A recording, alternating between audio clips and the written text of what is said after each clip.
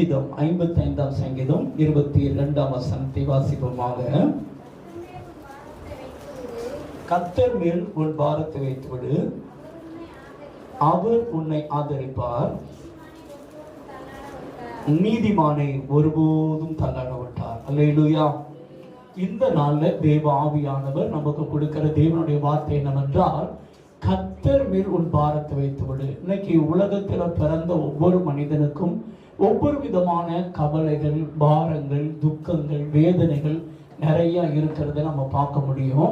இன்னைக்கு ஆண்டவர் சொல்லுகிறார், மகனே மகளே, உன் பாரத்தை நீயே சுமக்காத, நான் உனக்காக உன் பாரத்தை சிலுவையில் என்ன செய்து விட்டேன், சுமந்து தீர்த்து விட்டேன். அல்லேலூயா. நம்முடைய வாழ்க்கையில நம்மளே எல்லா பிரச்சனையும் தூக்கிக்கிட்டே இருந்தோம் அப்படின்னா ஒரு நாள் நமக்கு என்ன கிடைக்காது, வெற்றி கிடைக்காது. நம்முடைய வாழ்க்கையில மன உளைச்சல், வேதனை, துன்பங்கள் வரும் பொழுது ஏசப்பட்ட வாயை திறந்து பேசணும். யாருக்கிட்ட பேசணும்னு சொல்லுங்க பார்க்கலாம். ஆமா, மற்றவங்க கிட்ட வாயை திறந்து பேசுறாதீங்க. மற்றவங்க கிட்ட பேசுறீங்கன்னா அது 1 2 மாத்தி 4 மாத்தி நீங்க புள்ளிதான் வச்சிருப்பீங்க. அவங்க ரோடு போர்டு போட்டு அதை பெருசா பூதமா ஊதி விட்டுருவாங்க. சரிதானா? அதனால சொல்ல வேண்டிய அளவுக்கு தான் மற்றவங்ககிட்ட சொல்லணும். அல்லேலூயா. யார்கிட்ட தான் சொல்லணும் சொல்லுங்க பார்க்கலாம். ஏசப்பட்ட உங்க பாரத்தை என்ன செய்யணும் சொல்லி அந்த பாரத்தை சொன்னதோட நிப்பாட்டிடணும். அதுக்கடுத்து நம்ம ஆட்கள் பார்த்தீங்கன்னா, உங்ககிட்ட நான் இப்ப சொல்லி இறக்கி வச்சுட்டேன் போதும், அதுக்கடுத்து நானே பலவடிக்கு என்ன செய்யறேன், தூக்கிறேன்னு சொல்லிட்டு நம்ம ஆட்கள் பார்த்தீங்கன்னா சபை ஆராதனை முடிஞ்சோடனே பலவடிக்கு தூக்கிட்டு அடைவாங்க. பார்த்துருக்கீங்களா? நீங்களாம் கர்த்தர் மேல பாரத்தை வச்சிருக்கீங்களா வைக்கலையான்னு எப்படி கண்டுபிடிக்கலாம் அப்படின்னு கேட்டா, சபைக்கு வரும்போது, கூட்டத்துக்கு வரும்பொழுது கர்த்தரிடத்துல அந்த வேதனை, அந்த பாரத்தை நம்ம சொல்லி முடிச்சிட்டோம் அப்படின்னா கர்த்தர் பார்த்து கொள்வார் என்ற விசுவாசத்தோடு சந்தோஷத்தோடு வீட்டுக்கு போகணும். அல்லேலூயா. எப்படி போகணும்? சந்தோஷத்தோடு. ஆனா நம்ம ஆட்கள் பார்த்தீங்கன்னா வீட்டுக்கு போனோடனே எப்பயும் போல துக்கம் என்ன செய்யும், தொண்டைக்கு ஏறிடும். பார்த்துருக்கீங்களா? ஜெபம் பண்ற நேரம் மட்டும் பார்த்தீங்கன்னா இயேசுகிட்ட அழுவாங்க. அதுக்கடுத்து போதும் ஆண்டவரே நீ தூக்குனது போதும், பலவடிக்கு நான் என்ன செய்யறேன், தூக்கிறேன்னு சொல்லிட்டு பலவடிக்கு நம்ம ஆட்கள் தூக்கிட்டு போறாங்க. இதுக்கு பேர் தான் அவிவிசுவாசம். இதுக்கு பேர் தான் என்னது, அவிவிசுவாசம். அவிவிசுவாசம் இருந்துச்சு அப்படின்னா கர்த்தர் உங்க வாழ்க்கையில் என்ன செய்ய முடியாது, அற்புதம் செய்ய முடியாது. 1 சாமுவேல் 1ஆம் அதிகாரத்துல ஒரு சம்பவத்தை பார்க்கிறோம். அந்த அன்னாள்னு சொல்லக்கூடிய ஒரு சகோதரி, அவங்களை குறித்து வேதம் சொல்லுகிற 5ஆம் வசனத்திலிருந்து வாசிங்க பார்க்கலாம்.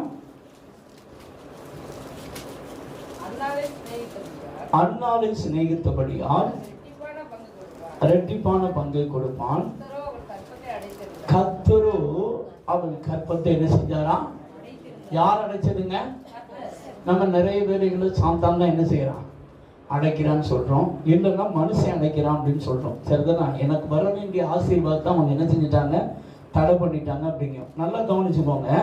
உங்களுக்கு வர வேண்டிய ஆசீர்வாதத்தை தடை பண்ணக்கூடிய ஒரு முக்கியமான நபர் வேற யாரும் கிடையாது, நீங்க மட்டும்தான். உங்களுக்கு வர வேண்டிய ஆசீர்வாதத்தை தடை பண்ணக்கூடிய முக்கியமான எதிரி வேற யாரும் கிடையாது. யாரு? நீங்க தான். சரிதானா? இந்த யானை தான் மேல மண்ணை வாரி போடுமா, கேள்விப்பட்டிருக்கீங்களா? தனக்கு தானே சூனியம் வைக்கிற ஆட்கள் பார்த்திருக்கீங்களா? உங்களுக்கு நீங்களே என்ன வைக்கலாம், சூனியம் வச்சுக்கலாம். சரிதானா? இப்படி நிறைய வேலைகள்ல நமக்கு வர வேண்டிய ஆசீர்வாதத்தை தடை பண்றது யார் தான்? நம்ம தான். ஆனா நம்ம ஆண்டவர் நமக்கு சில ஆசீர்வாதங்களை, நமக்கு வர வேண்டிய உயர்வுகளை, நமக்கு வர வேண்டிய மேன்மையை ஒரு நாளைக்கு தடை பண்ணி வச்சிருக்காருன்னா அதுக்கு பின்னாடி மிகப்பெரிய ஆசீர்வாதம் வரப்போகுதுன்னு அர்த்தம். அல்லேலூயா. நம்ம கேட்ட நேரம் கர்த்தர் சில காரியங்களை உடனடியாக நமக்கு தருவதில்லை. நாம் ஜெபிக்கிறோம், ஆண்டவர்கிட்ட அதை கேட்கிறோம், இதை கேட்கிறோம். ஆனா அது கேட்டது உடனே என்ன செய்ய மாட்டேங்குது, நடக்க மாட்டேங்குது. நடக்கலன்னு நம்ம என்ன நினைச்சிருந்தோம், நம்ம ஆண்டவர் நமக்கு என்ன செய்ய மாட்டேங்காரு, தர மாட்டேங்காரு. அவங்களுக்கெல்லாம் தர்றாரு, இவங்களுக்கெல்லாம் தர்றாரு, அவங்க எல்லாம் நல்லா இருக்காங்க இயேசுவை தேடி, எனக்கு என்னடா நானும் கேட்டுதான் பாக்குறேன், ஒண்ணு என்ன செய்ய மாட்டேங்குது, நடக்க மாட்டேங்குதுன்னு சொல்லி சில ஜெபத்தை என்ன செஞ்சிருது, விட்டுறது ஆட்கள் உண்டு. ஆனா ஒண்ணு தெரிஞ்சுக்கோங்க, நம்ம ஆண்டவர் நீ கர்த்தரிடத்துல கேட்கிற ஒரு ஆசீர்வாதத்தை, ஒரு மேன்மையான காரியத்தை உனக்கு உடனே தராம அவர் லாக் பண்ணி வச்சிருக்காருன்னா உனக்கு பின்னாக பெரிய ஆசீர்வாதத்தை கர்த்தர் வைத்திருக்காருன்னு அர்த்தம். அல்லேலூயா. இந்த அண்ணாருக்கு பாத்தீங்கன்னா என்னுடைய கணிப்பின்படி பாத்தீங்கன்னா 20 வருஷம் குழந்தை இல்லை. எத்தனை வருஷம் குழந்தை இல்லைங்க? 20 வருஷம் வருஷம் வருஷம் குடும்பமா வருஷத்துல ஒரு நாள் அவங்க எந்த ஊர்ல இருந்தாலும் எருசலேமில் இருக்கிற தேவாலயத்துக்கு போகணும். தேவாலயத்தில் போய் அவங்க பாவ நிவாரண பலி செலுத்தி தேவனுக்கு செலுத்த வேண்டிய சோத்திர காணிக்க, அதுக்கடுத்து தசம காணிக்க, இப்படி பல காணிக்கைகளை தேவனுக்கு செலுத்தி தேவனை ஆராதித்து விட்டு பலி செலுத்தி விட்டு வருவதுதான் என்னுடைய வழக்கம். அப்படித்தான் இந்த அன்னாளோடு சேர்ந்தவனுடைய கணவனார் எல்கானா, அவனுக்கு 2 மனைவி, இன்னொருத்தி பேர் பெலினாள் அப்படின்னு வேதம் சொல்லுகிறது. இவங்க குடும்பமா என்ன செய்யறாங்க, அவங்களுடைய பிள்ளைகள், பெலினாளுக்கு பிள்ளைகள் இருக்குது, 10 குமாரர்கள் அப்படின்னு போட்டிருக்கு. எத்தனை குமாரர்கள்? 10 குமாரர்கள், குமாரத்தைகளும் இருந்தார்கள் என்று வேதம் சொல்கிறது. அப்போ கிட்டத்தட்ட அந்த காலத்துல குழந்தைகளை பெற்றெடுப்பது கணக்கே கிடையாது. ஒரு 15 பேர் இருப்பாங்க நாங்க நினைக்கிறோம். என்னுடைய கணிப்பின்படி அன்னாளுக்கு ஒரு 5 வருஷம் குழந்தை இருக்காது. அந்த நேரத்துல தான் பெலினாளை கல்யாணம் முடிக்க அன்னாள் அனுமதித்து இருக்கலாம். அப்படி அனுமதித்த நிமித்தமா அவளுக்கு 15 பிள்ளை பிறந்துருச்சு. இவளுக்கு என்ன இல்லை, குழந்தை இல்லை. வருஷம் வருஷம் வருகிறார், வருஷம் வருஷம் ஜெபம் பண்ணுகிறார். ஆனால் ஜெபத்துக்கு என்ன கிடைக்கல, பதில் கிடைக்கவில்லை. என்ன செய்யல, பதில் டிலே ஆகிக்கொண்டே இருக்கிறது. ஏன் டிலே ஆகுது அப்படின்னா, இவள் கர்த்தர் மேல் பாரத்தை வைத்து விட்டால் பரவாயில்லை. இவள் கர்த்தரிடத்துல வரும்போது தேவ சமூகத்துல பாரத்தை வைக்கிறாள்.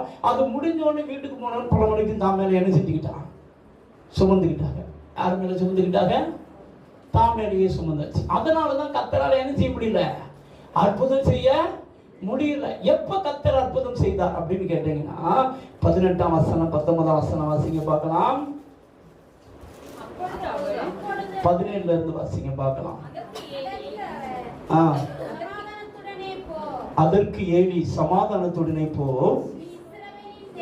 நீ இஸ்ரவேலின் தேவனிடத்தில் கேட்ட உன் விண்ணப்பத்தின்படி அவர் உனக்கு கட்டளையிடுவாராக என்றான்.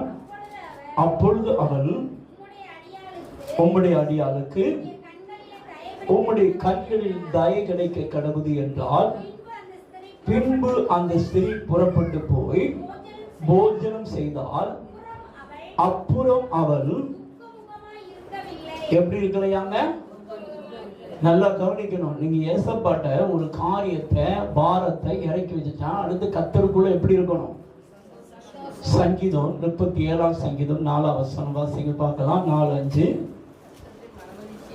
கர்த்தரிடத்தில் மனமகிழ்ச்சியாயிரு, அவர் உன் இருதயத்தின் வேண்டுதலை உனக்கு என்ன செய்வார், அருளி செய்வார். அப்ப நம்ம தேவ சமூகத்துக்கு வர்றோம். கடல் பிரச்சனை இருக்கலாம், வியாதியா இருக்கலாம், எதிர்கால குறித்து தேவையா இருக்கலாம், உங்க வாழ்க்கையில பல போராட்டங்கள் இருக்கலாம். எல்லாத்தையும் யாருக்கிட்ட சொல்லணும், ஏசப்பாட்ட சொல்லணும். வாயை திறந்து என்ன செய்யணும் சொல்லுங்க பார்க்கலாம். சொல்லிட்டு அவர் மேல அந்த பாரத்தை வச்சுட்டு நீங்க விசுவாசித்து நீங்க ஃப்ரீயா நடந்தீங்க அப்படின்னா, ஏற்ற காலத்திலே ஏற்ற நேரத்திலே கர்த்தர் உங்களை உயர்த்துவதை பார்ப்பீங்க. அல்லேலூயா. அதை விட்டுட்டு நீங்க ஜெபம் பண்ற நேரமும் சொல்லிட்டு பலபடிக்கு நீங்களே தூக்கிட்டு போனீங்கன்னா இயேசு என்ன செய்ய முடியாது, அற்புதம் செய்ய முடியாது. ஆனா அந்த அன்னாள் பாருங்க, அந்த 20வது வருட முடிவுன்னு நினைக்கிறேன், அவள் என்ன செய்தாள், பின்பு அப்புறம் அவள் எப்படி இருக்கலையா, துக்க முகமாய் இருக்கவில்லை. நல்லா கவனிங்க, துக்கம்ங்கிறது எதுக்கு அடையாளம் அப்படின்னா, நிறைய பேருக்கு சின்ன விசுவாசம் இருக்குது. சின்ன விசுவாசத்துல என்ன இருக்கும் அப்படின்னா, சந்தேகம் இருக்கும், பயம் இருக்கும். என்ன இருக்கும், சின்ன விசுவாசத்துல என்ன இருக்குது, சந்தேகம் இருக்குது, பயமும் இருக்கும், குழப்பமும் இருக்கும். சரிதான, விசுவாசம் இல்லைன்னு சொல்ல முடியாது. ஆனா விசுவாசம் என்ன செய்யுது, இருக்குது. இருந்தாலும் என்ன ஆயிருமோ, ஏதாயிருமோ, அப்படி ஆயிருமோ, இப்படி ஆயிருமோ, மனசு படபட படபட படபட படபடன்னு என்ன செய்யும், அடிக்கும். ஆனா அந்த சின்ன விசுவாசத்துல ஆண்டவர் துக்கப்படுகிறார். கர்த்தர் என்ன செய்யறார் தெரியுமா, துக்கப்படுறார். தெரியுமா உங்களுக்கு? அன்னாளுக்கு விசுவாசம் இருக்க போய் தான் ஜெபம் பண்ணா, ஆனாலும் அந்த சின்ன விசுவாசத்தினால தேவன் என்ன செய்ய முடியல, அற்புதம் செய்ய முடியல. நல்லா கவனிக்கணும். உங்க வாழ்க்கையில இயேசுவின் மேல விசுவாசம் இருக்கு, ரொம்ப சந்தோஷம். ஆனா நீங்க இயேசுவை விசுவாசிக்கிற நீங்க உங்க வாழ்க்கையில லிட்டில் ஃபெய்த், கொஞ்சம் விசுவாசத்தை வச்சீங்கன்னா உங்களுக்கு சந்தேகம், பயம், அவிசுவாசம், எதிர்காலத்தை குறித்த பாரம்லாம் என்ன செஞ்சிருக்கும், நிரம்பி இருக்கும். தேவ பிள்ளையே, உன் வாழ்க்கையில the great faith, பெரிய விசுவாசம் தேவை. என்ன விசுவாசம் தேவைங்க, பெரிய விசுவாசம் நமக்கு தேவை. நல்லா கவனிக்கணும். நம் வழியும் வாழ்க்கையும் மிகவும் நிச்சயமற்றது. நம்ம வாழ்கிறதான அந்த வழிகளும் வாழ்க்கை எப்படிப்பட்டது, மிகவும் நிச்சயமற்றது. நம் சுமைகள் நமக்கு மிகவும் கடினமானவை. தேவன் தம்மை நம்புகிறவர்களுக்கு அவரால் செய்ய முடியாத அற்புதம் சொல்லி ஒண்ணுமே இல்லை. உங்களால் செய்ய முடியாத காரியத்தை அவர் உங்களுக்கு செய்வார். அல்லேலூயா. யாரால செய்ய முடியாத காரியத்தை? நம்மளால செய்ய முடியாத காரியத்தை நம்புகிறவர்களுக்கு. யாருக்குங்க? கர்த்தரை நம்புகிறவர்களுக்கு. உங்களால முடியாது, அவருக்கு நல்லாவே தெரியும். உன் சூழ்நிலை எப்படின்னு அவருக்கு தெரியும். உன்னால கடன் பிரச்சனை மாற்ற முடியாது, உன்னால வியாதியை மாற்ற முடியாது, உன்னால யாரையும் திருத்த முடியாது. எல்லாமே யாருக்கு தெரியும்? இயேசுவுக்கு தெரியும். அவரை நீங்க விசுவாசிக்கணும். அதைத்தான் கர்த்தர் என்ன செய்கிறாரு? எதிர்பார்க்கிறார். அதைத்தான் வேதம் சொல்கிறது. 1 பேதுரு 5ஆம் அதிகாரம் 6-7 வசனத்தை வாசிங்க பார்க்கலாம். 1 பேதுரு 5ஆம் அதிகாரம் 6-7. ஆகையால் ஏற்ற காலத்திலே தேவன் உங்களை உயர்த்தும்படிக்கு அவருடைய பலத்த கைக்குள் அடங்கியிருங்கள். அவர் உங்களை விசாரிக்கிறவர் ஆனபடியினால் உங்கள் கவலைகளை எல்லாம், தேவ பிள்ளைகள் கவலைகளை யார் மேல வைக்க பழகணும்? நல்லா கவனிங்க. யார் மேல வைக்க பழகணும்? நம்மளை விசாரிக்கிற ஏசப்பட்ட கவலையை வைக்க பழகணும். நீங்களே சுமந்துகிட்டு கூடாது. யார் சுமக்க கூடாது? பக்கத்துல அப்படி சொல்லுங்க, கவலையை நீங்களே சுமந்துகிட்டு இருக்காதீங்க, ஏசப்ப மேல வச்சிடணும். பிறகு எப்படி இருக்கணும்? பஸ்ட் சந்தோஷமா இருக்கணும். எப்படி இருக்கணும்? இந்த ஒரு பழமொழி சொல்லுவாங்க பார்த்தீங்கன்னா, இஞ்சி தின்ன அப்படி இருக்கக்கூடாது. நம்ம ஆட்களை பார்த்துருக்கீங்களா? அப்படித்தான் இருப்பாங்க. வீட்டில் எப்படி இருப்பாங்க? கவலை வந்துருச்சுன்னா, துக்கம் தொண்டை அடைஞ்சிருச்சுன்னா, நம்ம ஆட்கள் மூஞ்செல்லாம் பார்த்தீங்கன்னா நல்லாவே தெரியும். சரிதானா?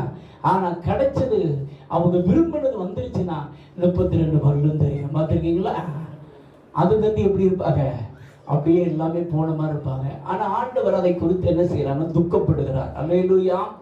இயேசு உங்களுடைய ஆத்தும மணவாளன். யார் உங்களுடைய ஆத்தும மணவாளன்? ஏசப்பா நம்முடைய ஆத்தும மணவாளன். சரிதான். என்னைக்கு நீங்க உங்க கணவனார கல்யாணம் முடிக்கிறீங்களோ, கல்யாணம் முடிக்கும் போது இவர் கடைசி வரைக்கும் நம்மளை சேர்ப்பாரா, நம்மளை விட்டுட்டு ஓடிடுவாரா, நம்ம பிள்ளைகளுக்கு அதை தருவாரா அதை தருவாரா அப்படின்னா கல்யாணம் முடிக்கீங்க. கடைசி வரைக்கும் அவர் கொண்டு போவார்னு சேர்த்து தான் என்ன செய்றீங்க? கல்யாணம் முடிக்க. ஒரு சாதாரண மனிதனை கல்யாணம் முடிக்கும் போது அவ்வளவு கேரண்டியோட கல்யாணம் முடிக்கீங்களே. வானத்தையும் பூமியும் உண்டாக்கின இயேசு கிறிஸ்துவை சொந்த இரட்சகராக ஏற்றுக்கொள்றீங்க. அவர் உங்கள் ஆத்தும மணவாளன். அவர் இந்த தேவன் என்றென்றைக்கும் உள்ள சதாகாலமுடைய தேவன். மரண பரிந்து நடத்துவார். அல்லேலூயா. அதனால ஆண்டவர் என்ன சொல்றாருன்னா, பிலிப்பியர் எழுதின நிருபத்துல 4ஆம் அதிகாரத்துல 6-7 வசனங்களை வாசிங்க பார்க்கலாம். பிலிப்பியர், நீங்கள் ஒன்றுக்கும் கவலைப்படாமல் எல்லாவற்றை குறித்து உங்கள் விண்ணப்பங்களை சோத்திரத்தோடு கூடிய ஜெபத்தினாலும் வேண்டுதலினாலும் யாருக்கு தெரியப்படுத்தணுமாங்க? தேவனுக்கு தெரியப்படுத்துங்கள். அப்பொழுது எல்லா புத்திக்கும் மேலான தேவ சமாதானம் நம்முடைய இருதயங்களையும் நம்முடைய சிந்தைகளையும் கிறிஸ்து இயேசுவுக்குள்ளாக நம்மளை என்ன செய்யுமா? காத்துக்கொள்ளும். நல்லா கவனிக்கணும் தேவ பிள்ளையே. உன் வாழ்க்கையில கவலையை வச்ச உடனே நீ என்ன செய்யணும் தெரியுமா? தேவனை சோத்திரம் பண்ணணும். தேவன் என்ன செய்யணும்? சோத்திரம் எதுக்கு அடையாளம் தெரியுமா? தேவனை விசுவாசிப்பதற்கு அடையாளம். அல்லேலூயா. தானியேலை குறித்து ஆவியானவர் எழுதுகிறார். தானியேல் 6ஆம் அதிகாரம் 10ஆம் வசனத்துல, தினமும் தன் தேவனுக்கு முன்பாக முழங்கால் படியிட்டு ஜெபம் பண்ணி சோத்திரம் செலுத்தினான். அல்லேலூயா. நம் தேவனுக்கு நம்முடைய ஜெபங்கள்ல வெறும் ஜெபத்தை மட்டும் கொண்டு போகாம என்னத்தை கொண்டு போகணும் தெரியுமா? சோத்திரத்தை கொண்டு போகணும். என்ன சொல்லணுங்க? சோத்திரம் சொல்லணும். நம்ம ஆட்கள் பார்த்தீங்கன்னா ஒப்பாரி வச்சு அழுவாங்க. ஜெபத்துல பார்த்துருக்கீங்களா? நீங்க அழுகிறது எதுக்கு அடையாளம் அப்படின்னா, உங்க கும்பிட்டு என்னையா பிரயோஜனம், என்ன கும்பிட்டு உங்க கும்பிட்டு என்ன பிரயோஜனம் திட்டுறதுக்கு அடையாளம். என்னதுக்கு அடையாளம்? இயேசுவை கல்யாணம் முடிச்ச பிறகு. யாரை கல்யாணம் முடிச்ச பிறகு அப்படின்னா என்ன அர்த்தம்? இயேசுவை சொந்த தெய்வமா ஏற்றுக்கொண்ட பிறகு நீங்க இயேசு கிட்ட எதுக்கு பார்த்தாலும் என்னை எதுக்கு படைச்சீங்க, என்னை எதுக்கு வச்சிருக்கீங்க, நான் ஏன் பிறந்தேன், அது இவங்கள போய் எனக்கு கொடுத்துட்டீங்களே அப்படின்னு நீங்க கவலைப்பட்டு அழுதுங்கன்னு வச்சுக்கோங்க. அதுக்கு என்ன அர்த்தம் தெரியுமா? இயேசுவை உங்க கும்பிட்டு என்னையா பிரயோஜனம்? என்ன பிரயோஜனம்? ஒரு சேலை வாங்கி தந்துருப்பீரா? ஒரு கார்டு வாங்கி தந்திருப்பீங்க, அது தந்தீர இது தந்தீரன்னு அழுகிறதுக்கு அர்த்தம். அப்ப ஆண்டவர் வேதனைப்படுவாரா இல்லையா? கவலைப்படுவது ஒரு பாவம், அது தெரியுமா உங்களுக்கு? கவலைப்படாதீங்கன்னு நீங்க கேட்டிருப்பீங்க. ஆனா ஆண்டவர் சொல்லுகிறார், கவலை அவிசுவாசத்துக்கு அடையாளம். கவலை எதுக்கு அடையாளங்க? அண்ணால் அப்படி கவலைப்பட்டதுனாலதான் அவ வாழ்க்கையில பாத்தீங்கன்னா கர்த்தர் 20 வருஷம் ஒண்ணும் செய்ய முடியல.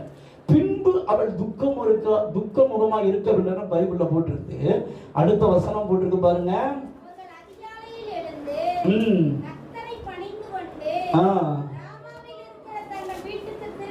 திரும்பி போனார்கள்.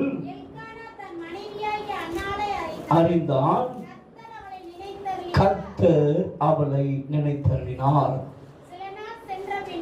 சிலர் போதும் பாருங்க, எப்ப கர்த்தர் நினைக்கிறாரு, எப்ப நம்ம கவலை எல்லாம் கர்த்தர் மேல வச்சுட்டு கர்த்தருக்குள்ள எப்படி இருக்கணும், சந்தோஷமா இருக்கணும். பிலிப்பியர்ல 4:4 சொல்லப்பட்டிருக்கு, கர்த்தருக்குள் எப்பொழுது எப்படி இருந்தால் சந்தோஷமா இருக்கு. சந்தோஷமா இருந்து மறுபடியும் உங்களுக்கு, நீங்க துக்கமா இருந்தீங்கன்னா சாத்தானுக்கு கொண்டாட்டம், உங்களுக்கு திண்டாட்டம், ஏசப்பா வேதனைப்படுவாரு. ஆனா நீங்க சந்தோஷமா இருந்தீங்கன்னா சாத்தானுக்கு திண்டாட்டம், ஏசப்பாவுக்கு சந்தோஷம். அல்லேலூயா. ஏன்னா என் பிள்ளை என்ன செய்யுது, நம்பி இருக்குது. எத்தனை சதவீதம்? 100%. அல்லேலூயா. தேவ பிள்ளையே, நீ கர்த்தர் மேல பாரத்தை வச்சுட்டு உன் வாழ்க்கையில என்ன தேவையா இருக்கலாம், அது ஆவிக்குரிய தேவையா இருக்கலாம், பொருளாதார தேவையா இருக்கலாம், ஃபியூச்சரா இருக்கலாம், எல்லாமே யார் கரத்தில் இருக்கு தெரியுமா? கர்த்தர் கரத்தில் இருக்கிறது. அல்லேலூயா. இதைத்தான் வேதம் சொல்லுகிறது. ஏசாயா எழுதின தீர்க்க தரிசன புஸ்தகம் 28ஆம் அதிகாரம் 16ஆம் வசனம் வாசிங்க பார்க்கலாம். ஏசாயா, ஆதலால் கர்த்தராகிய ஆண்டவர் உரைக்கிறதாவது, இதோ அஸ்திபாரமாக ஒரு கல்லை நான் சீயோனிலே வைக்கிறேன், அது பரீட்சிக்கப்பட்டதும் விலையேறப்பெற்றதும் திட அஸ்திபாரம் உள்ளதுமான மூளைக்கல்லாய் இருக்கும். விசுவாசிக்கிறவன் என்ன செய்ய மாட்டானா? யாருடைய வாழ்க்கையில பதட்டம் இருக்குதோ அவங்க யார விசுவாசிக்கிறன்னு அர்த்தம். கொஞ்சம் விசுவாசம் இருந்தாலும் அவங்களும் விசுவாசத்துல பலவீனமான ஆட்களும் பதறத்தான் செய்வாங்க. 100% யார் மேல விசுவாசம் வைக்கணும் சொல்லுங்க? யார் மேல விசுவாசம் வைக்கணும்? சிலருக்கு கொஞ்சம் அந்த லிட்டில் ஃபெய்த், பைபிள்ல பாத்தீங்கன்னா லிட்டில் ஃபெய்த்னு ஒண்ணு இருக்குது, கிரைட் ஃபெய்த்னு இருக்குது. பைபிள்ல வாசிங்க பார்க்கலாம். மத்தேயு சுவிசேஷம்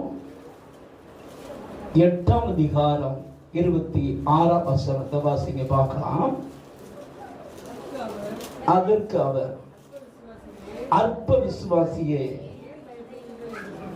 ஏன் பயப்படுகிறீர்கள் என்று சொல்லி எழுந்து காற்றையும் கடலையும் அகற்றினார். உடனே மிகுந்த என்ன உண்டாயிட்டான்? நல்லா கவனிக்கணும். நீங்க என்னைக்கு இயேசுவை ஏற்றுக்கொண்டீங்களோ, நீங்க என்னமோ இயேசு தனியா இருக்கிறது போலவும், நீங்க என்னமோ தனியா இருக்கிறது போலவும் நிறைய பேர் என்ன செஞ்சுக்கிட்டு இருக்கீங்க, நினைச்சுக்கிட்டு இருக்கீங்க. தேவ பிள்ளையே, ஆண்டவர் சீசர்களோடு படகுல போய்கிட்டு இருக்காரு. நீங்க அந்த அதிகாரத்துல 23 இருந்து 27 வரைக்கும் வாசித்தீங்கன்னா இயேசு சீசர்களோடு படகுல போய்கிட்டு இருக்காரு. அப்ப திடீர்னு அவளை பாத்தீங்கன்னா கடல்ல என்ன உண்டாகுது? புயல் அடிக்குது. பயங்கரமான புயல் என்ன செய்யுது? அடிச்ச உடனே சீசர்லாம் நம்ம மடிந்து போகிறோம், உமக்கு கவலை இல்லையா அப்படின்னு சொல்லி அவர் என்ன செய்யறாங்க? எழுப்புறாங்க. எழுப்புனோன்னு தான் இயேசு அவர்களை பார்த்து என்ன கேட்டார் தெரியுமா? அற்ப விசுவாசம். நம்ம தமிழ் பைபிள்ல அற்ப விசுவாசம் போட்டிருக்குது, ஆனா இங்கிலீஷ் பைபிள்ல தான் லிட்டில் ஃபெய்த், கொஞ்சம் விசுவாசம். என்ன விசுவாசம்? விசுவாசம் இல்லைன்னு அர்த்தம் அல்ல, விசுவாசம் இருக்குது. ஆனா அது எப்படிப்பட்ட விசுவாசம்? கொஞ்சம் விசுவாசம், சின்ன விசுவாசம். சுருக்கமா சொல்ல போனா என்ன விசுவாசம்? சின்ன விசுவாசம் இருக்க போய் தானே கூப்பிடுறான் இயேசுவை. நல்லா கவனிங்க. நீங்க விசுவாசம் இருக்க போய் தான் ஜெபமும் பண்றீங்க, அப்படித்தானே? விசுவாசம் இருக்க போய் தானே இயேசுவை தேடி வர்றீங்க. இல்லைன்னா தேடுவீங்களா? தேட மாட்டீங்க. ஆனா உங்களுக்குள்ள விசுவாசம் வளருகிறதாக இருக்கணும். எப்படிப்பட்டதா இருக்கணுங்க? உங்க விசுவாசம் வளர்ந்தால்தான் நீங்க பெரிய பிரச்சனைகளை ஃபேஸ் பண்ண முடியும். உங்களுக்குள்ள பாருங்க சின்ன விசுவாசம். அதனால இயேசு கிறிஸ்து அவங்களை பார்த்து சொன்னார், அற்ப விசுவாசி ஏன் சந்தேகப்பட்டாய்? அப்ப நல்லா கவனிக்கணும். சின்ன விசுவாசத்துல அங்க என்ன இருக்கு தெரியுமா? சந்தேகம் இருக்குது, பயம் இருக்குது, அவிசுவாசம் கலந்து இருக்குது. இது என்ன ஆகும் அப்படின்னா, அந்த சின்ன விசுவாசம் நாளடைவுல உங்களை டோட்டலா குழப்பி விசுவாசத்தை என்ன செஞ்சிடும், அழிச்சு விட்டுரும். வெரி கேர்ஃபுல்லா இருக்கணும். தேவ பிள்ளையே, உன் வாழ்க்கையில ஏற்கனவே கொஞ்சம் விசுவாசத்தோட நீ ஜோம் பண்ணிக்கிட்டு இருப்ப. பக்கத்து வீட்டு அக்காட்ட போய் சொன்னீங்கன்னா, ஆமாக்கா இப்படி ஒருத்தங்களுக்கு நெஞ்சு வலி வந்துச்சு பார்த்துக்கோங்க, அவங்க ஆஸ்பத்திரிக்கு போகிற வழியில பொட்டுகள் செஞ்சாங்க, போயிட்டாங்க சொன்னதை கேட்டீங்கன்னு வச்சுக்கோங்க, உங்களுக்கு இருக்கிற விசுவாசம் என்ன செஞ்சிடும், பொட்டுன்னு போயிடும். எங்க அப்பாவுக்கு பார்த்தீங்கன்னா இந்த பிக்கல் வந்துச்சு தொடர்ச்சியாக. அந்த சில வயசாயிருச்சுன்னா வரும், பார்த்துருக்கீங்களா? எங்கள் வீட்டு பக்கத்தில் ஒரு நர்ஸு சிஸ்டர் இருந்தாங்க. அந்த சிஸ்டர் வந்து சொன்னாங்க, போன வாரம் எங்கள் ஆஸ்பத்திரிக்கு இப்படித்தான் ஒரு ஐயாவுக்கு என்ன வந்துச்சு, கல் வந்துச்சு, அடுத்து மறுநாள் என்ன செஞ்சாரு, போட்டுன்னு போயிட்டாரு அப்படின்னு. இதெல்லாம் எதுக்கு அடையாளம்? நம்மளுடைய இருக்கிற விசுவாசம் என்ன செய்றாங்க, டோட்டலா அழிக்க. நாங்க சொன்னோம், ஏசப்பா எங்க கூட இருக்கிறாங்க, ஏசப்பா எங்க அப்பாவுக்கு நல்லா என்ன செய்வாங்க, சுகம் தருவாங்கன்னு சோத்திரம் பண்ணோம். கர்த்தர் சுகம் தந்தார். அல்லேலூயா. நல்லா கவனிக்கணும், நம்ம விசுவாசத்தை பூஸ்டப் பண்ணவங்களோட போய் நம்ம ஐக்கியம் இருக்கணும். எப்படிப்பட்டவங்களோட இருக்கணும்? ஒரு அக்காட்ட போய் சொன்னோம்னா, அவங்க கவலைப்படாதீங்க, நம்ம ஏசப்பட்ட ஜோம் பண்ணுவோம், ஏசப்பா நம்மளை என்ன செய்வாங்க, ஆசீர்வதிப்பாங்க. இதுதான பிரச்சனை. ஏசப்பா மாத்துவாங்கன்னு சொன்னா அவங்களுக்கு விசுவாசம் என்ன செய்யும், தூண்டும். பார்த்துருக்கீங்களா? சில டாக்டர்கிட்ட நீங்க போனீங்கன்னா, மதுரையில் பார்த்தீங்கன்னா அண்ணா பஸ் ஸ்டாண்டில் ஒரு டாக்டர் இருக்காரு. அந்த டாக்டர்கிட்ட பார்த்தீங்கன்னா எவ்வளவு சீரியஸான கண்டிஷனில் போய் நீங்கள் ஆஸ்பத்திரி கொண்டு போனாலும் சின்ன காரியம் தான் சரியாயிரும். என்ன ஆயிரும்? அங்கே போகிற ஆத்மாவே ஏற்கனவே நம்ம பொட்டுன்னு போயிருமோன்ற நடுவில் தான் அங்கே போய் சேரும். ஏன்னா கேன்சர் வியாதிக்கு ட்ரீட்மெண்ட் எடுக்கிறது சரிதானா. ஆனால் மற்ற டாக்டர்லாம் போனீங்கன்னா இது தேரவே தேராது, நீங்கள் இது கொண்டு போயிருங்க அப்படின்னு அனுப்புவாங்க. எப்படி அனுப்புவாங்க? கொண்டு போயிருங்க. எங்கள் மாமாவுக்குலாம் பார்த்தீங்கன்னா அது மாதிரி பிரச்சனை வந்துச்சு. அப்போ எத்தனை டாக்டர் ட்ரீட்மெண்ட் எடுத்தாங்க. ஆனால் அந்த டாக்டர்லாம் பார்த்தீங்கன்னா 1 மாதத்தில் அவ்வளோதான் அப்படிங்கிற லெவலில் சொன்னாங்க. ஆனால் நாங்கள் விசுவாசத்தோடு அந்த டாக்டர்கிட்ட கொண்டு போனோம். அவர் இதெல்லாம் சரி பண்ணிடலாம் அப்படின்னாங்க. நாங்களும் ஜெபத்தோடு ட்ரீட்மெண்ட் கொடுத்தோம். 3வது கீமோ கொடுக்கும்போது பார்த்தீங்கன்னா ரிப்போர்ட் எப்படி வந்துச்சு தெரியுமா? நார்மல்னு வந்துச்சு. அல்லேலூயா. உங்களுடைய ஐக்கியம் உங்களை விசுவாசத்தில் பலப்படுத்துறவங்களோட இருக்கணும். எப்படி இருக்கணும்?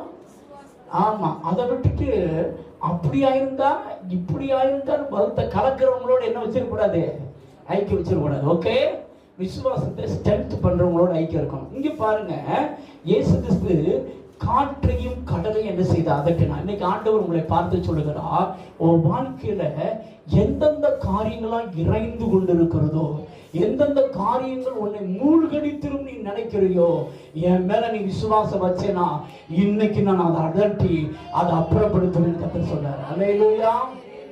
இயேசு உங்களோட இருக்கிறார். நீ செய்ய வேண்டியதா அவரை விசுவாசிக்கணும். அதான் கர்த்தர் எதிர்பார்க்கிறார்.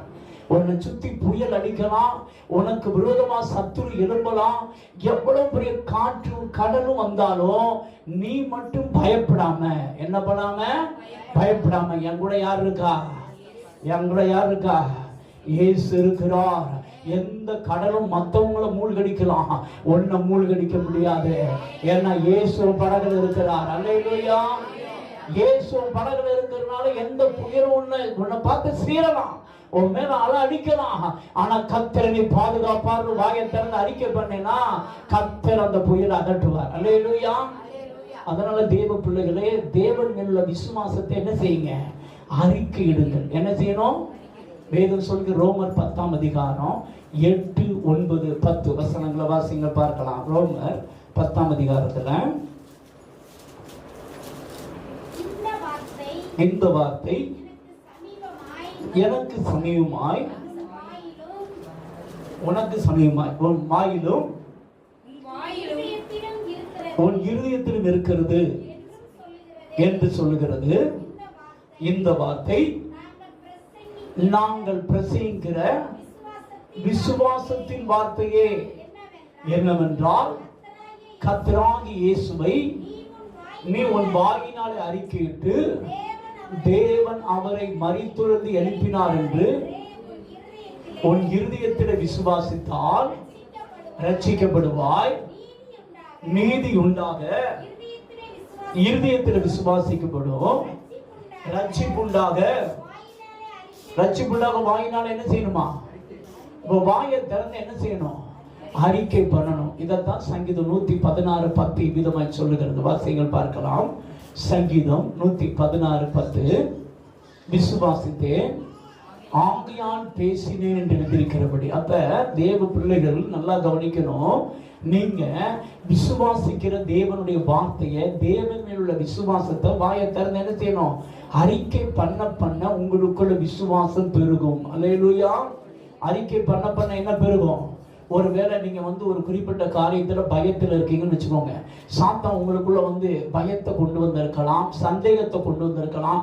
என்ன செய்ய போற, ஏது செய்ய போற, கையில பணம் இல்லையே, அது அப்படி கட்டி ஆகணுமே, இதுக்கு இப்படி கட்டி ஆகணுமே அப்படிங்கிற லபலபலபலன்னு அடிக்கும் போது அந்த பயத்தை, அந்த சந்தேகத்தை அறிக்கை பண்ணாம கர்த்தர் எனக்காக யாவை செய்து முடிப்பார், கர்த்தர் எனக்காக யாவை செய்து முடிப்பார் அப்படின்னு ஒரு 10 தடவை நீ வாயை திறந்து அறிக்கை பண்ணணும். உனக்குள்ள விசுவாசம் என்ன செய்யும் தெரியுமா? பெருகும்.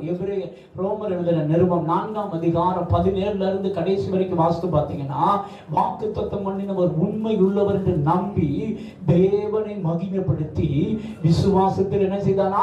வல்லவனானான் என்று ஆபிரகாமை குறித்து ஆவியானவர் எழுதுகிறார். அப்ப நல்லா கவனிக்கணும். உனக்குள்ள கிரேட் பெஸ்ட், அதாவது பெரிய விசுவாசம் எப்பொழுது வரும் அப்படின்னா, நீ வாயை திறந்து தேவன் மேல் உள்ள விசுவாசத்தை என்ன செஞ்சுக்கிட்டு இருக்கணும்? அறிக்கை பண்ணி கொண்டே இருக்கணும். அல்லேலூயா. அப்படி அறிக்கை பண்ணும்போது இந்த ரோமர்ல மத்தேயு எழுதின சுவிசேஷம் 8ஆம் அதிகாரத்துல காற்றையும் கடலையும் கர்த்தர் அதட்டினார் சொல்லி பார்க்கிறோம். இங்கேதான் ஒரு பெரிய விசுவாசம் உள்ள ஒரு மனிதனை குறித்து கர்த்தர் 8ஆம் அதிகாரம் 5ல இருந்து சொல்றாரு பாருங்க. வாசிங்க பார்க்கலாம். மத்தேயு எழுதின சுவிசேஷம். இயேசு கப்பர்நகூமுக்குள் பிரவேசித்த போது 100க்கு அதிபதி ஒருவன் அவரிடத்தில் வந்து, ஆண்டவரே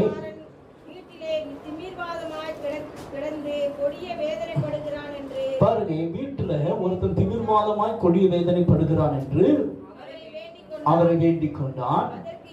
அதற்கு இயேசு, நான் வந்து அவனை சொஸ்தமாக்குவேன் என்றார். 100க்கு அதிபதி பிரதித்திரமாக, ஆண்டவரே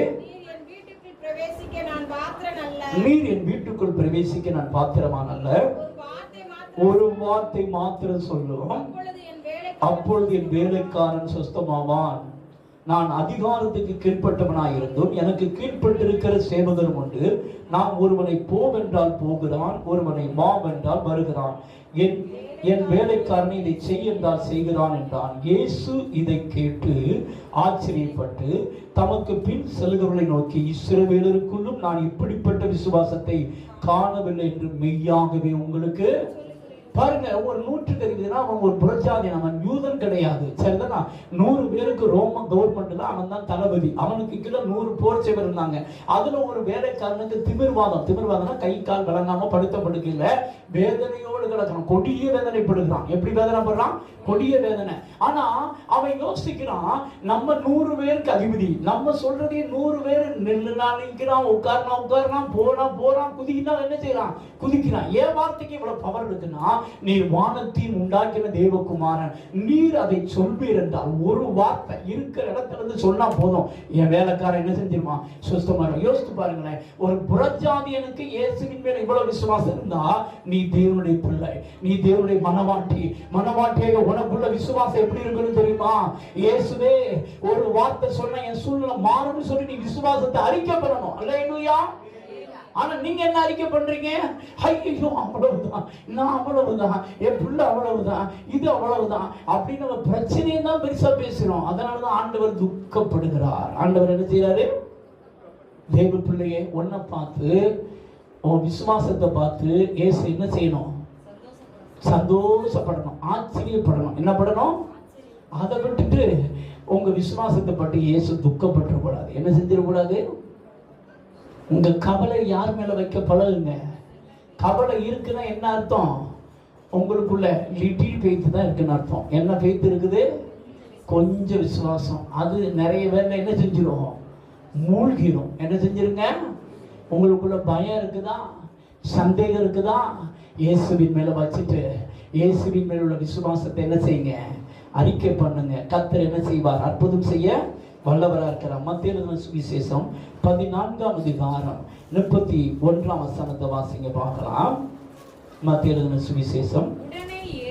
உடனே இயேசு கையை நீட்டி அவனை பிடித்து, அற்ப விசுவாசியே ஏன் சந்தேகப்பட்டாய் என்றார். பாருங்க, முதல்ல நம்ம எங்க பார்த்தோம்? சீசர்கள் எல்லாரும் கடல்ல போகும்போது காற்றும் புயலையும் கர்த்தர் அதட்டி அற்புதம் செய்ததை பார்க்கிறோம். அதுபோல ஆண்டவரை நீ விசுவாசித்தீனா, நீ கர்த்தர் மேல பாரத்தை வச்சுட்டு அமைதலா இருந்தேன்னா, உனக்கு விரோதமா வர்ற காற்றையும் புயலையும் அதட்ட கர்த்தர் வல்லமை உள்ளவர். இங்க கர்த்தர் பார்த்தீங்கன்னா சீசர்லாம் இயேசுவின் மேல விசுவாசம் வச்சு, இயேசு இந்த அதிகாரத்தை நீங்க வாசித்து பார்த்தீங்கன்னா 22 இருந்து 33 வரைக்கும் வாசிக்கலாம். வாசித்து பார்த்தீங்க அப்படின்னா, இயேசு கிறிஸ்து ஜெபம் பண்றதுக்கு ஒரு இடத்துல போயிட்டு இவங்களை கப்பல் அனுப்பிடுவார். முன்னாடியே இவங்கெல்லாம் கப்பல்ல போயிருப்பாங்க. நடு ஜாமத்துல இயேசு பார்த்தீங்கன்னா 4ஆம் ஜாமத்துல என்ன செஞ்சாராம்? கடலின் மீது நடந்து வர்றாரு. உடனே சீசர்லாம் பேயா இருக்குமோ அப்படின்னு அலறாங்க. இல்லப்பா நான் தான்ப்பா அப்படின்றாரு. உடனே சீசர்லாம் பார்த்தீங்கன்னா நான் தான் சொன்னோடனே பேதுரு முந்திரி கொட்டை, அவருக்கு பேர் என்ன பேரு? முந்திரி கொட்டை. என்ன பேரு? சில ஆட்கள் பார்த்தீங்கன்னா முந்திரி கொட்டையா இருப்பாங்க, பார்த்துருக்கீங்களா? அது தப்புன்னு சொல்ல முடியாது. ஆனால் கர்த்தர் மேல விசுவாசம் வச்சுட்டு அவராவது களத்தில் இருங்க. நம்ம ஆட்டை பற்றி நமக்கு இருக்குடா ஒம்புன்னு சொல்லி 11 பேர் கடலில் எதில் உட்காந்துட்டாங்க? கப்பலே உட்காந்துட்டாங்க. ஆனால் இவனுக்கு பாருங்க, நீரே ஆனால் நான் மேல விசுவாசம் வைக்கிறேன், கடல்ல என்ன செய்யும்? நடந்து வர எனக்கு உத்தரவு. உடனே வா அப்படின்னாரு. உடனே பார்த்தீங்கன்னா நடந்து வர்றான். உடனே சுற்றி என்ன அடிக்குது? புயல் அடிக்குது. புயல் அடிச்ச உடனே பார்த்தீங்கன்னா விசுவாசம் என்ன செய்யுது தெரியுமா? பெரிய விசுவாசம் வச்சு அவருக்குள்ள இப்ப விசுவாச தடுமாற்றம் உண்டாகுது. என்ன உண்டாகுதுங்க? அற்ப விசுவாசம். என்ன வந்துருச்சு? அற்ப விசுவாசம். உடனே அவன் மூழ்க ஆரம்பிக்கிறான். அப்பதான் ஆண்டவரே என்னை ரட்சின்னு கூப்பிடும் போதுதான் இயேசு கிறிஸ்து அவன் கரத்தை பிடித்து தூக்கி, அற்ப விசுவாசியே ஏன் சந்தேகப்பட்ட? அப்ப கொஞ்சம் விசுவாசத்துல உங்களுக்குள்ள கொஞ்சம் விசுவாசம் இருந்துச்சுன்னா கண்டிப்பா என்ன இருக்கும் தெரியுமா? சந்தேகம், பயம், அவிசுவாசம் கன்ஃபார்மா என்ன செய்யும்? இருக்கும். ஆனா நம்ம விசுவாசம் என்ன செய்யணும் தெரியுமா? அதிகரிக்கணும். என்ன செய்யணுங்க? அதிகரிக்கணும். அப்ப விசுவாசம் அதிகரிக்கணும்னா என்ன செய்யணும் பாஸ்டர்? குழப்பமான நேரத்துல, கவலையான நேரத்துல, பயமான நேரத்துல உட்கார்ந்து வேதத்தை வாசித்து தியானிக்கணும். அல்லேலூயா. வேதத்தை வாசிக்கிறத சொல்லல, வேதத்தை என்ன செய்யணுங்க? தியானம் பண்ணும்போது உங்களுக்குள்ள விசுவாசம் என்ன செய்ய தெரியுமா? வளரும். அல்லேலூயா. நல்லா கவனிக்கணும். ஆண்டவர் இங்க நமக்கு கற்றுத்தருகிற பாடம் என்ன அப்படின்னா, கடல் என்பது உலகத்தை குறிக்குது. நிறைய வேளைகள்ல இந்த உலகத்தினால் வரக்கூடிய பாவ சோதனைகள் நம்மளை ஜெயிச்சிருமோ அப்படிங்கிற பயம் நமக்கு நிறைய வேலை வருது. இன்னைக்கு நம்மளை சுத்தி இருக்கிற சில மக்கள் பாவத்தில் விழுந்து வருவாங்க, பாஸ்டர்ஸ் விழுந்துருவாங்க. விழுந்த உடனே நமக்கு என்ன தோணுதுன்னா, நம்மளா நிற்போமா நிற்க மாட்டோமா அப்படிங்கிற ஒரு டவுட் நமக்குள்ள என்ன செய்ய வருது? கண்கள் இச்சை, மாம்சத்தின் இச்சை, ஜீவனத்தின் பெருமை. ஒன்னு தெரிஞ்சு வச்சுக்கோங்க, நீ விசுவாசிக்கிற இயேசு கிறிஸ்து கண்கள் இச்சையா இருக்கலாம், மாம்சத்தின் இச்சையா இருக்கலாம், ஜீவனத்தின் பெருமையா இருக்கலாம், எதிலும் விழுந்து விடாதபடி உன்னை காத்துக்கொள்ள அவர் வல்லவராக இருக்கிறார். அல்லேலூயா. நான் பைபிள் காலேஜ் படித்த பொழுது பார்த்தீங்கன்னா எனக்கு பைபிள் டீச்சர்ஸ் சொல்லும் போது, அந்த ஊழியக்காரர் அந்த தவறை செய்து விட்டார், இந்த ஊழியக்காரர் இந்த தவறை செய்து விட்டார், இப்படியே சொல்லியிருந்தாங்க. இதை கேட்கும்போது எனக்கு கூட மட்டும் வைத்து என்ன செஞ்சுன்னா கலக்குச்சு. ஏன்னா அர்ப்பணித்த ஊழியக்காரர்கள் இப்படி விழுந்து விட்டார், நம்மளாம் எம்மாத்திரம் அப்படி யோசித்தேன். ஆனா நான் ஆண்டவர்கிட்ட கேட்டேன், ஆவியானவரே என்னால கடைசி வரைக்கும் நிலைச்சு நிற்க முடியுமா அப்படின்னு ஆண்டவர்கிட்ட கேட்டேன். அப்ப ஆண்டவர் சொன்னார் முடியும் அப்படின்னாரு. அப்ப வேத வசனத்திலிருந்து எனக்கு ஆதாரம் கொடுங்க. கண்கள் இச்சை, மாம்சத்தின் இச்சை, ஜீவனத்தின் பெருமை, மண்ணாசை, பெண்ணாசை, பொன்னாசை. பெண்ணாசை, மண்ணாசை, பெண்ணாசை, பொன்னாசை. இதான பெரிய டேஞ்சர்ஸ், சரிதானா? ஆனா ஆண்டவர் சொன்னார் முடியும் அப்படின்னாரு. எப்படி முடியும் அப்படின்னா, ஏன்னா நமக்கு என்ன கேரண்டி இருக்குது அப்படின்னு. அப்பதான் ஆண்டவர் சொன்னாரு, வாசிங்க பார்க்கலாம். யூதா எழுதின நிருபம் 1ஆம் அதிகாரத்துல 21ஆம் வசனம்.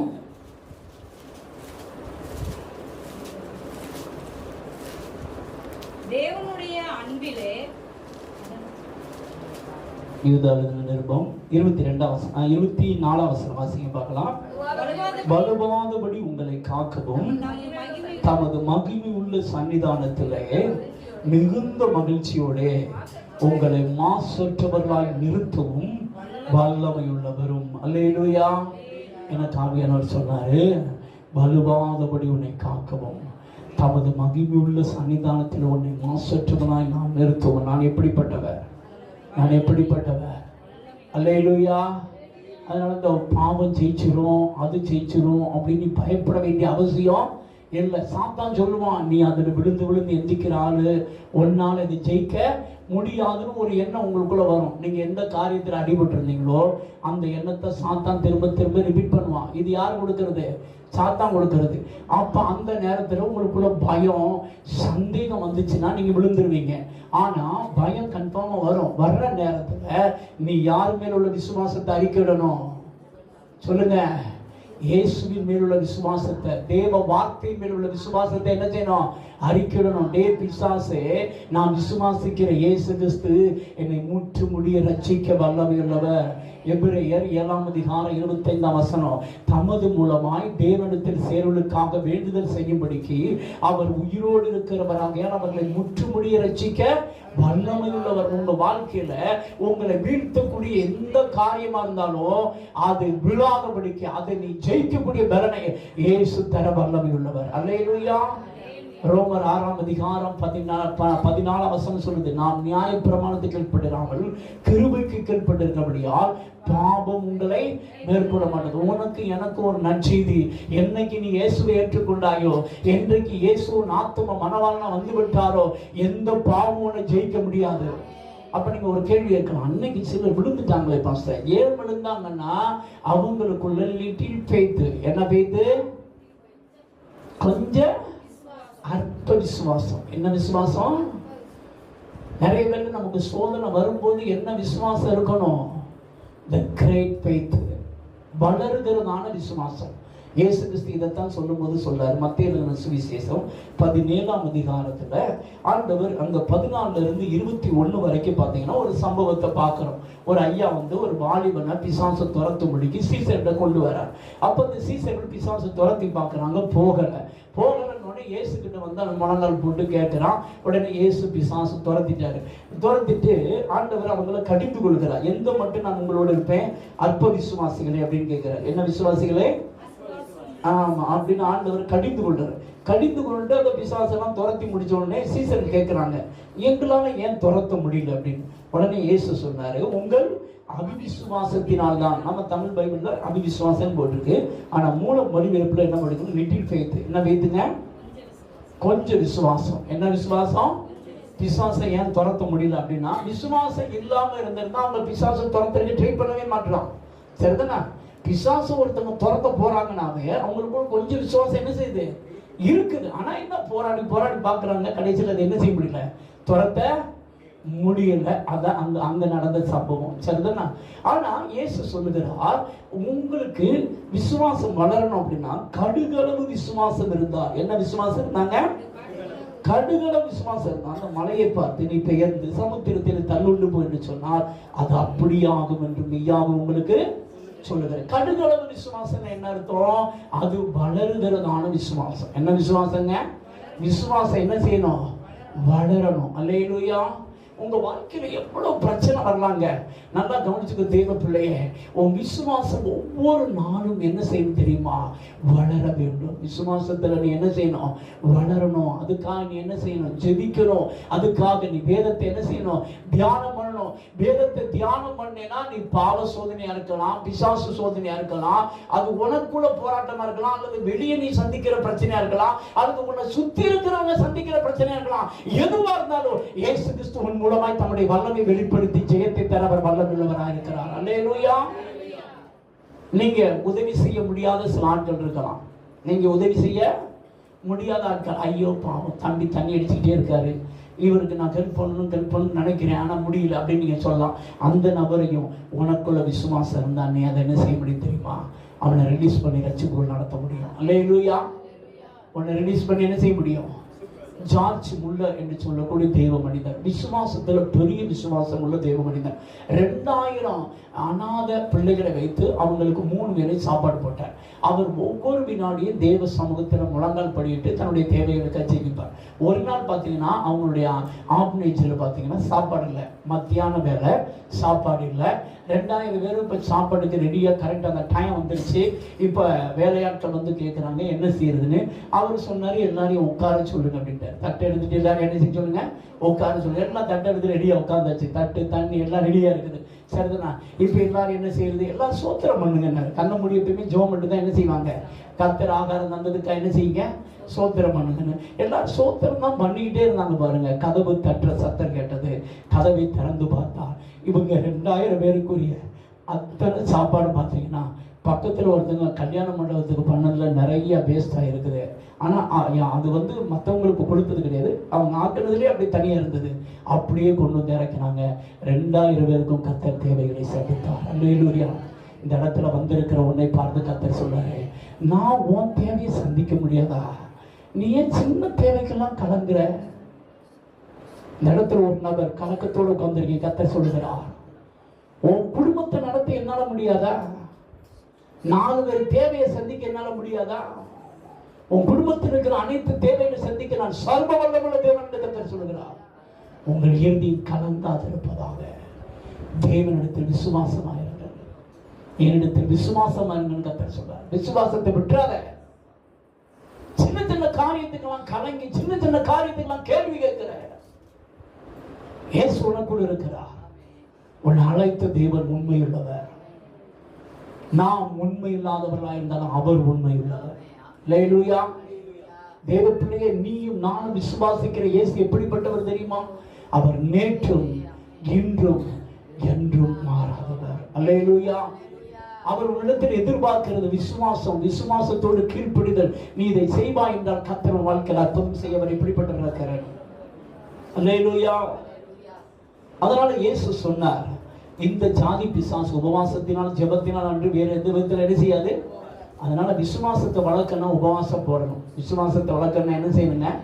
உபவாச ஜெபம். ஏன் அடிக்கடி சபையில கூட்டம் வைக்கிறாங்க? ஏன் கூட்டம் வைக்கிறோம்னா, ஏன் கூட்டத்துக்கு நம்ம அடிக்கடி வர்றோம்னா, நம்ம விசுவாசத்தை என்ன செய்யுது? கூட்டத்தில் வரும்போது வளருகிறது. தேவ வார்த்தை கேட்கும்போது நமக்குள்ள விசுவாசம் என்ன செய்யும்? வளரும். கூட்டத்தை விட்டுட்டீங்க, ஜெபிக்கிறத விட்டுட்டீங்கன்னா விசுவாசம் என்ன செஞ்சிடும்? அவுட் ஆயிரும். அவுட் ஆச்சுன்னா உங்க நிலைமை என்ன ஆயிரும்? பரிதாபமாயிரும். தேவ பிள்ளையே, அதனால உன் வாழ்க்கையில விசுவாசம் துரத்தம்னா உங்க வாழ்க்கையில கிரேட் ஃபெய்த், வளர்கிற விசுவாசம் தேவை. என்ன விசுவாசம் தேவை? ஆனா ஆண்டவர் சொல்லுகிறார், நீ என் மேல விசுவாசம் வச்சேன்னா என்ன நடக்கும் அப்படின்னா, எந்த பிசாசா இருந்தாலும், உங்ககிட்ட எந்த போராடுற எந்த பிசாசா இருக்கலாம், அல்லது உன்னை சுத்தி இருக்கிறவனை சுத்தி போராடுற பிசாசா இருக்கலாம், நான் துரத்த எப்படிப்பட்டவர்? வல்லமை உள்ளவர். கோலியாத்து பாருங்க, 1 சாமுவேல் 17ஆம் அதிகாரத்துல பாத்தீங்கன்னா 40 நாட்கள் இஸ்ரவேல் ஜனங்களை பயமுறுத்தி கொண்டே இருந்தான். அந்த ஜனங்கள் பாருங்க, யாருக்குமே யார் மேல விசுவாசம் இல்லை, தேவன் மேல விசுவாசம் இல்லை. ஆனா தாவீதுக்கு விசுவாசம் இருந்தது. அல்லேலூயா. தாவீதுக்கு என்ன விசுவாசம்? ஒரு விசை கரடி வந்துச்சு, அதை ஜெயிக்க கர்த்தர் எனக்கு பலன் தந்தா. ஒரு விசை சிங்கம் வந்துச்சு, அதை ஜெயிக்க கர்த்தர் பலன் தந்தா. அதை ஜெயிக்க பலன் தந்த கர்த்தர் இந்த கோலியாத்தை ஜெயிக்க எனக்கு என்ன தருவா? பலன் தருவார். நீ சொல்ல வேண்டியது என்ன தெரியுமா? சாத்தானை பார்த்து, சூழ்நிலையை பார்த்து, பிரச்சனையை பார்த்து நீ என்ன சொல்லணும் தெரியுமா? இது வரைக்கும் என்னை காப்பாற்றின கர்த்தர் கடைசி வரைக்கும் என்னை காப்பாற்றுவார் என்று வாயை திறந்து அறிக்கப்படணும். அல்லேலூயா. இது வரைக்கும் என்னை தப்புவித்த கர்த்தர் இனிமேல் என்னை தப்புவிப்பார் என்று வாயை திறந்து அறிக்கப்படணும். அல்லேலூயா. அதைத்தான் கர்த்தர் எதிர்பார்க்கிறார். ஆனா நம்ம ஆட்கள் பார்த்தீங்கன்னா அவ்வளவுதான். எல்லாம் ஒன்று தெரிஞ்சுக்க, உன் வாழ்க்கையில எல்லாம் முடிஞ்சதுன்னு எப்ப சொல்றியோ அப்பதான் கர்த்தர் ஸ்டார்ட் பண்றார். அல்லேலூயா. நீ விசுவாசத்தால் தேவனுடைய மகிமையை காண்பா என்று கர்த்தர் சொல்கிறார். மார்த்தாள் சொன்னா, செத்து போய் 4 நாள் ஆச்சு, நாரி போச்சு அப்படின்னா ஆண்டவர் சொன்னார், ஏமா நீ விசுவாசத்தை தேவனுடைய மகிமையை காண்பா என்று உனக்கு ஏற்கனவே சொல்லலையா? லாசருவே உயிரோடு இயேசு எழுப்பினார். இன்னைக்கு உன்னை பார்த்து கர்த்தர் சொல்லுகிறார், உன் வாழ்க்கையில எந்த காரியம் முடிஞ்சு போச்சு நினைக்கிறியோ, நீ என்னை விசுவாசித்தால் நான் அந்த காரியத்தில் அற்புதம் செய்ய நான் வல்லமையுள்ள தேவன் என்று கர்த்தர் சொல்கிறார். அல்லேலூயா. அதனால தேவ பிள்ளைகளே, தேவனை சந்தேகப்படக்கூடாது. என்ன பண்ணக்கூடாது? தேவ வார்த்தை என்ன செய்யக்கூடாது? சந்தேகப்படக்கூடாது. உங்க வாழ்க்கையில சந்தேகம், பயம் இருக்கக்கூடாது. சந்தேகங்கிறது ஒரு அசுத்தாவி, பயம்ங்கிறது ஒரு அசுத்தாவி, அவிவிசுவாசம்ங்கிறது ஒரு அசுத்தாவி. சிலருக்கு ஆரம்ப நாட்கள்ல பைபிள் வாசிக்கும் போது விசுவாசம் நிறைய இருக்கும். சிலருக்கு இப்ப பைபிள் வாசித்தா விசுவாசமே வராது. அது என்ன தெரியுமா? அது சந்தேகத்தின் ஆவி, அது அவிவிசுவாசத்தின் ஆவி. அதை நீ கடிந்து சிந்திக்கணும். இயேசுவின் நாமத்துல என் வாழ்க்கையில போராடுகிற சந்தேகத்தின் ஆவியே, பயத்தின் ஆவியே, அவிவிசுவாசத்தின் ஆவியே, இயேசுவின் நாமத்துடைய கட்டுகிறேன். நீ என்னை கட்டி வைத்திருக்கிற சந்தேக கட்டுகளை, அவிவிசுவாச கட்டுகளை இயேசுவை கட்டவிழ்க்கிறேன். இயேசுவின் நாமத்தோட துரத்துறேன். நீ துரத்திட்டு பைபிள் வாசித்தேனா, பைபிள் வாசிக்கும் போது விசுவாசம் உனக்குள்ள என்ன செய்ய தெரியுமா? கொழுந்து விட்டு எரியும். அல்லேலூயா. பைபிள் வாசிக்கும் போது, வேதத்தை தியானிக்கும் போது உன் இருதயத்தில் இருக்கிற விசுவாசம் என்ன செய்யணும் தெரியுமா? கொழுந்து விட்டு எரியணும். எரியாம அணைஞ்சு போற மாதிரி ஏதோ கடனுக்கு படிச்சேன்னா சத்துரு உன் மனதை கட்டி இருக்கிறான் என்று அர்த்தம். தேவ வார்த்தை கேட்கும் போது உனக்குள்ள விசுவாசம் என்ன செய்யணும்? கொழுந்து விட்டு எரியணும். அல்லேலூயா. தேவன் மேல விசுவாசம் வைங்க. அதனால ஆண்டவர் சொல்றார், நீங்கள் ஒன்றுக்கும் கவலைப்படாமல். எப்படிங்க? ஒன்றுக்கும் என்ன செய்யக்கூடாதான். ஆனா நம்ம ஆட்கள் ஒன்று விடாம கவலைப்படுறது. எப்படி கவலைப்படுறது? நம்ம ஆண்டவர் சொல்றாரு ஒன்றுக்கு என்ன செய்யக்கூடாது. ஆனா நம்ம ஆட்கள் பாத்தீங்கன்னா உட்கார்றது ஏறுறது இறங்குறது நம்ம ஆட்கள் என்ன செய்யறது? சிலருக்கு கவலைதான். கவலை என்ன தெரியுமா? இன்னைக்கு என்ன சமையல் பண்ண போறது இல்லையே, இன்னைக்கு என்ன குழம்பு வைக்க போறது இல்லையே, என்ன கூட்டு வைக்க போறியே, இதெல்லாம் ஒரு கவலையா? இத்தனை வருஷம் உனக்கு ஏதாவது குழம்புக்கு தராம இருந்திருக்காரா இயேசு? சொல்லுங்கய்யா. இதுவரைக்கும் உலகத்துல எங்கெங்கேயும் பஞ்சம் வருது. நான் யோசித்து பார்க்கேன். 142 கோடி மக்கள் நம்மளாம் 3 பேரும் கொளுத்த கன்றை போல என்ன செஞ்சுக்கிட்டு இருக்கோம்? சாப்பிட்டுட்டு இருக்கோமா இல்லையா? சொல்லுங்க. எவ்வளவோ நம்மளை சுத்தி பிரச்சனை இருக்குது. எத்தனை பேர் பிரச்சனையில மூழ்கிட்டாங்க. ஆனா நீங்களும் நானும் இன்னைக்கு உயிரோட இருக்கிறோம். அது கர்த்தர் நமக்கு செய்த கிருபை. அல்லேலூயா. அப்ப இதுவரைக்கும் தாங்கின கர்த்தர் கடைசி வரைக்கும் தாங்குவாரா தாங்க மாட்டாரா? அதனால தேவ பிள்ளையே, தேவனை விசுவாசி. ஒன்றுக்கு என்ன செய்யாத, கவலைப்படாத. எல்லாரும் எழுந்து நிற்போமா? நம்ம ஜோமனோமா? கர்த்தர் மேல் பாரத்தை என்ன செய்த